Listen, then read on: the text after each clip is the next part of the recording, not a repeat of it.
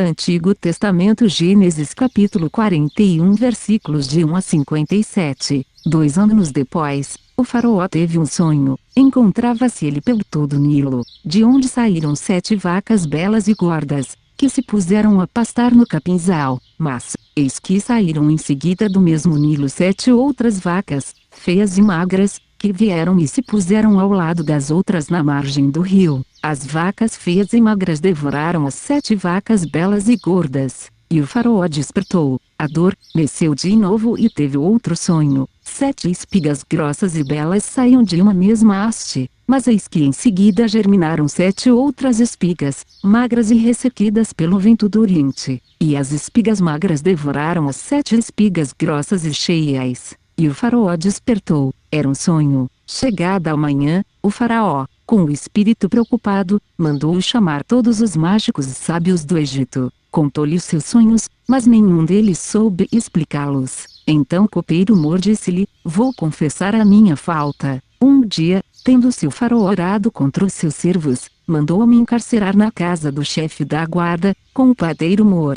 Eis que uma noite tivemos nós dois um sonho, cada um o seu. Ora, estava lá conosco um jovem hebreu, escravo do chefe da guarda. Contamos-lhe nossos sonhos, e ele nos interpretou, a cada um o seu, e os acontecimentos confirmaram sua interpretação. Eu fui restabelecido no meu cargo, e outro foi pendurado. O faraó mandou chamar José, o qual foi, imediatamente, tirado do cárcere. Ele barbeou-se, trocou de roupas e apresentou-se diante do faraó. Este disse-lhe: tive um sonho que ninguém podia interpretar, mas ouvi dizer de ti, que basta contar-te um sonho para que tu o expliques. Não sou eu, respondeu José, mas é Deus quem dará ao faraó uma explicação favorável. O faraó disse então a José: em meu sonho, eu estava à margem do Nilo, e eis que do Nilo saíram 7 vacas gordas e belas, que se puseram a pastar no capinzal, e saíram em seguida 7 outras vacas magras, feias e disformes, como jamais vi em todo o Egito. As vacas magras e feias devoraram as 7 primeiras, as gordas,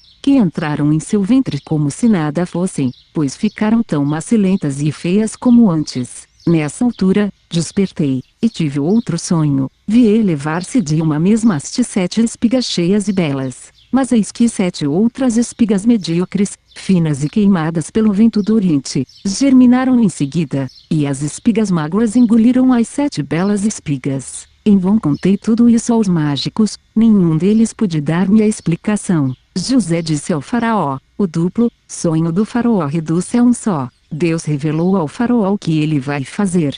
As 7 belas vacas são 7 anos, e as 7 belas espigas, igualmente, 7 anos. O sonho é um só. As 7 vacas magras e feias que saíram em seguida são também 7 anos, e as 7 espigas vazias e queimadas pelo vento do oriente serão 7 anos de miséria. É como eu disse ao faraó, Deus lhe revela o que vai fazer. Haverá 7 anos de grande abundância para todo o Egito. Virão em seguida 7 anos de miséria que farão esquecer toda a abundância no Egito. A fome devastará o país, e a abundância do país não será mais notada, por causa da fome que se seguirá, porque será violenta. Se o sonho se repetiu 2 vezes ao faraó, é que a coisa está bem decretada da parte de Deus, que vai apressar-se em executá-la. Agora, pois, escolha o rei um homem sábio e prudente para pô-lo à testa do país. Nomeie também o faraó administradores no país, que recolham a 5ª parte das colheitas do Egito,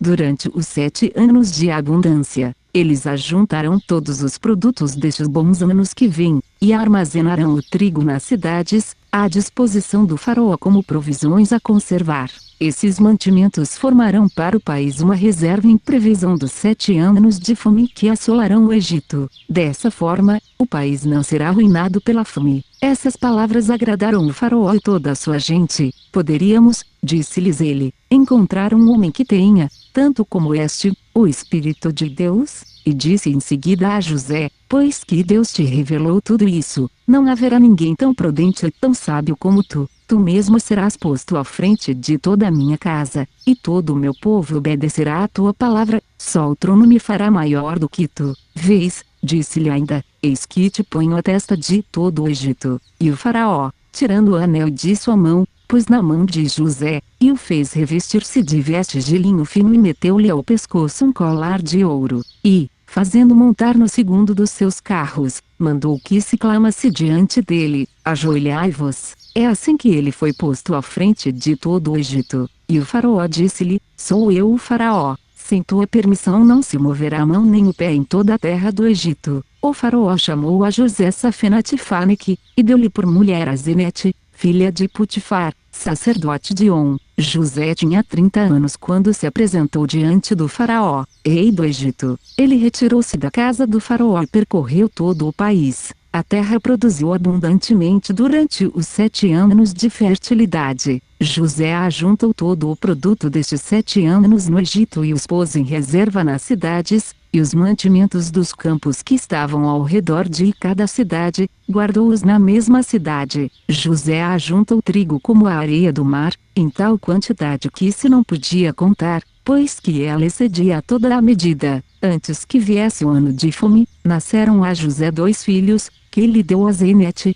filha de Putifar, sacerdote de On. José chamou ao primeiro Manassés, porque, dizia ele, Deus fez-me esquecer de todo o meu trabalho e de toda a minha família. Chamou ao segundo Efraim, porque disse ele, Deus tornou-me fecundo na terra de minha aflição. Tendo acabado os 7 anos de abundância que houve no Egito, os 7 anos de miséria começaram, assim como tinha predito José. A fome assolou todos os países, mas havia pão em toda a terra do Egito. Em seguida, houve fome também no Egito, e o povo clamou ao faraó pedindo pão. Este disse a todos os egípcios: ide a José, e fazei o que ele vos disser. Como a fome assolasse toda a terra, José abriu todos os celeiros e vendeu víveres aos egípcios. Mas a penúria cresceu no Egito, e de toda a terra vinha-se ao Egito comprar trigo a José, porque a fome era violenta em toda a terra.